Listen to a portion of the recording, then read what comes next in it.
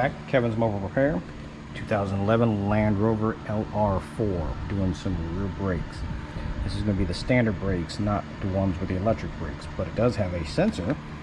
So, pretty simple on this one. 13 millimeter bolts. Caliper comes off. New pads. New sensor. Here's the routing for it. It's pretty simple. Connector for it is right there behind the air shock.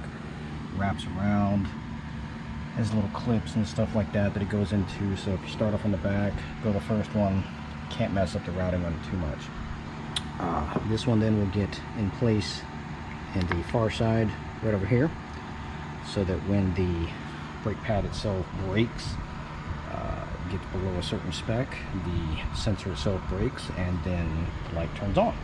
I do not believe there's any reset procedure for this, but I will double check when I get in, and if needed I will update the video for that part.